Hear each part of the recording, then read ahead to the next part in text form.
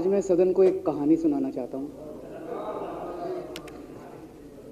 कहानी का शीर्षक है चौथी पास राजा।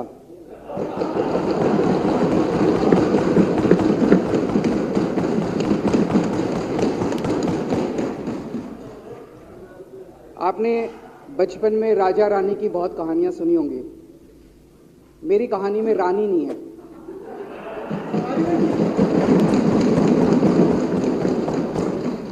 बस राजा है। ये एक ऐसे राजा की कहानी है अध्यक्ष महोदया, जो अनपढ़ था, चौथी पास था, बेहद अहंकारी था, बहुत अहंकार था, बहुत ज्यादा, और पैसे की इतनी हवस थी, इतना भ्रष्टाचारी था, इतना भ्रष्टाचारी राजा था। ये एक महान देश की कहानी है।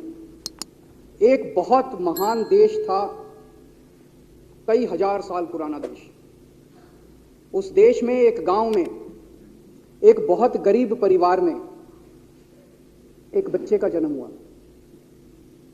जब बच्चे का जन्म हुआ तो ज्योतिषी ने कहा,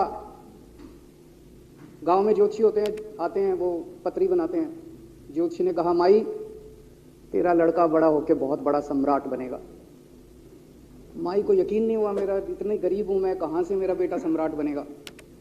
तो उसने कहा, नहीं, तेरे बेटे के ग्रह बताते हैं तेरा बेटा बहुत बड़ा सम्राट बनेगा।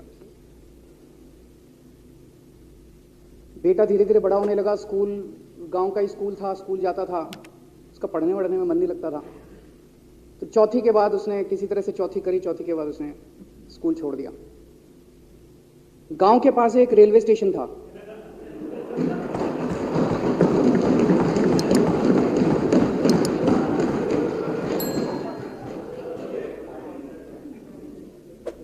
तो घर का खर्चा चलाने के लिए वो लड़का वहां स्टेशन पे चाय बेचता था।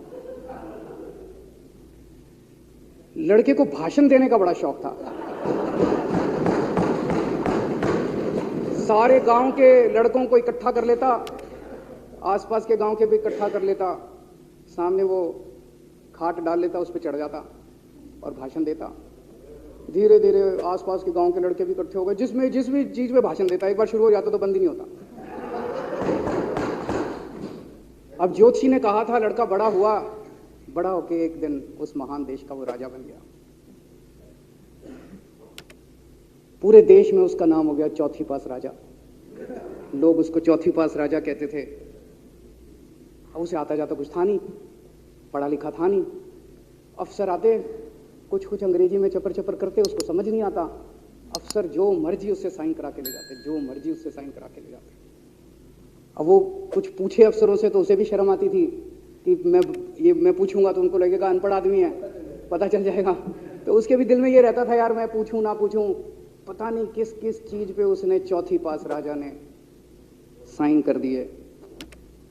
फिर धीरे धीरे राजा को ये बुरा लगने लगा, यार ये मेरे को चौथी पास कहते हैं। तो उसने एक फर्जी डिग्री बनवा ली, कहीं से फर्जी डिग्री बना के ले आया एमए की। बोला मैं एमए हूं। तो लोगों को लगा, यार ये तो ठीक नहीं है, ये तो फर्जी डिग्री हम बना के ले आया हमारा राजा। तो लोगों ने आरटीआई डाली। जो आरटीआई डालता उस पर 25,000 रुपये जुर्माना।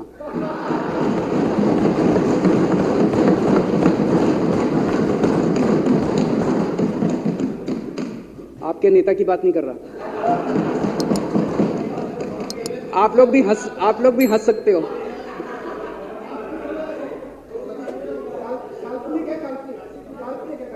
तो जो आरटीआई डाले उसको 25,000 रुपए का जुर्माना, जो आरटीआई डाले उसको 25,000 रुपए का जुर्माना।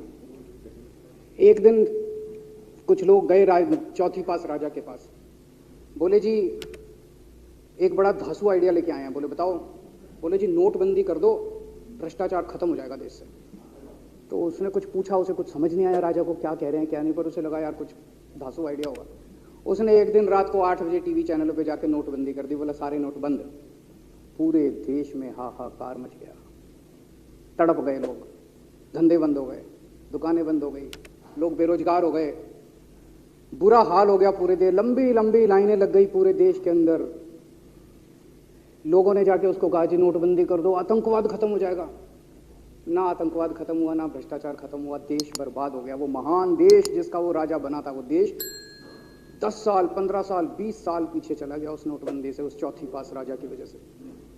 एक दिन कुछ लोग गए उस राजा के पास, बोले जी खेती खूब बड़ी हो जाएगी, ये किसानों के कानून पास कर दो।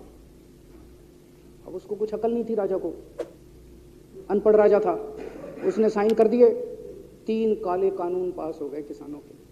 पूरे देश के किसान सड़कों पे, जगह जगह मोर्चे, 750 किसानों की मौत हो गई 1 साल के अंदर। अंत में राजा को वो कानून वापस लेने पड़े। धीरे धीरे देश की समस्याएं बढ़ती गई, क्योंकि राजा ऐरे गहरे। इससे पहले एक और राजा आया था, मोहम्मद बिन तुगलक, वो भी ऐसे ही करता था। कभी उसने देश की राजधानी बदल दी, कभी बोला मैं चमड़े के सिक्के बनाऊंगा। उसी तरह से ये था अनपढ़ राजा, कुछ भी कर देता था। अब राजा को एक दिन लगा, यार मैं तो राजा बन गया, पता नहीं कितने दिन रहूंगा। तो उसकी गरीबी में जो जीवन उसने जिया था, उसे लगा यार पैसे तो कमाने चाहिए। पैसे कैसे कमाऊं? पैसे कमाऊंगा तो जनता में छवि खराब होगी। तो उसने अपने एक दोस्त को बुलाया और उस दोस्त को बोला कि ऐसा करते हैं कि मैं तो राजा हूं, सारे सरकारी ठेके तेरे को दिलाऊंगा, सारी कंपनियां तेरे को दिलाऊंगा, सरकारी पैसा तेरे को दिलाऊंगा, नाम तेरा,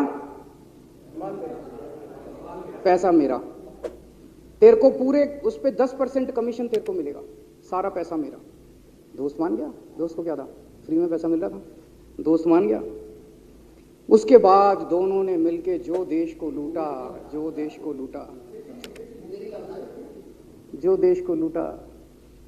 सबसे पहले वो दोस्त आया, बोला सर सबसे पहले बैंकों को लूटते हैं।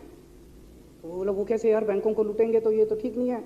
बोला नहीं, ऐसे करते हैं, आप किसी बैंक के चेयरमैन को बुलाओ, उसको बोलो कि वो मेरे को लोन देगा। तो बोला लोन देगा तो वापस करना पड़ेगा। बोला वापस कौन करेगा, वापस थोड़ी करना है, आप राजा हो, वापस नहीं करना, लोन दिला दो बस।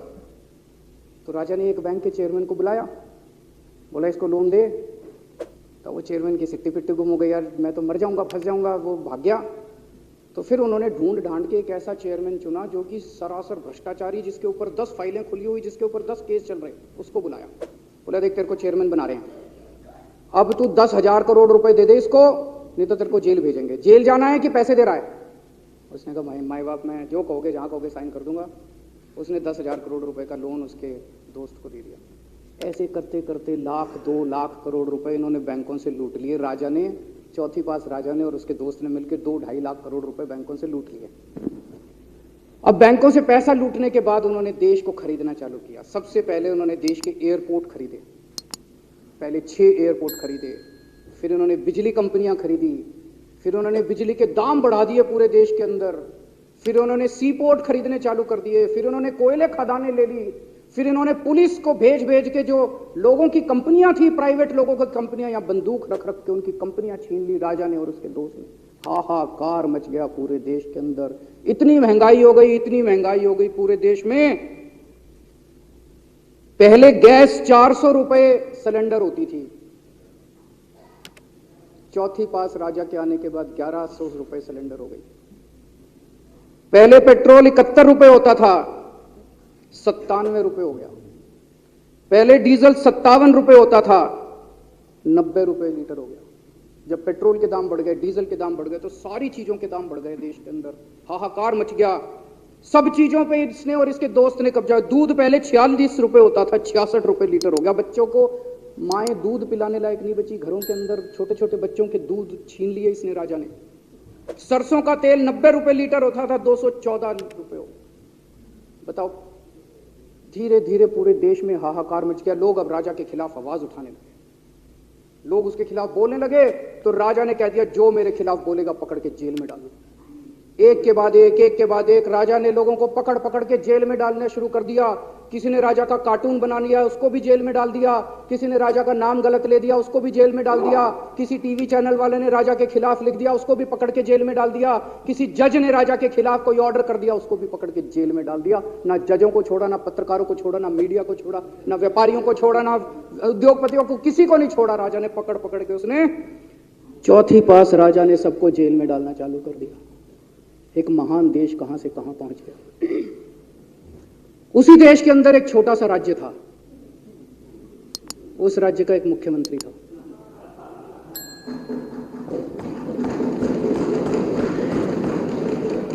उनके चेहरे पे भी स्माइल आ गई, उनके चेहरे पे भी उम्मीद की किरण छा गई। वो मुख्यमंत्री अपने लोगों का खूब ख्याल रखता था। वो मुख्यमंत्री कट्टर ईमानदार था। वो मुख्यमंत्री कट्टर देशभक्त था। वो मुख्यमंत्री पढ़ा लिखा था।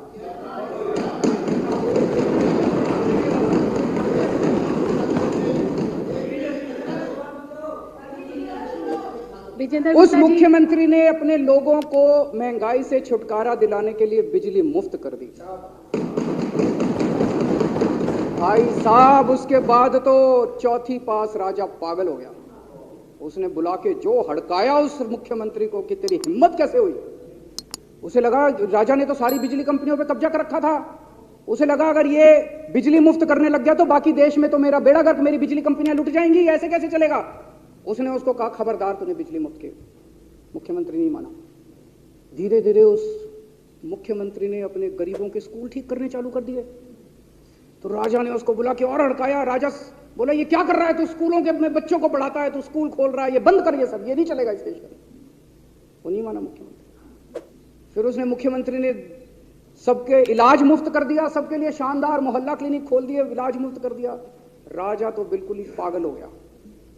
धीरे धीरे जनता को पता चला कि राजा कैसा है। एक दिन लोगों ने उस राजा को उखाड़ के फेंक दिया और लोगों ने एक किसी ईमानदार और देशभक्त आदमी को वहां बिठा दिया और उनकी सरकार आ गई। और उसके बाद देश से महंगाई खत्म हुई और देश रात दूनी चौगुनी तरक्की करने लगा।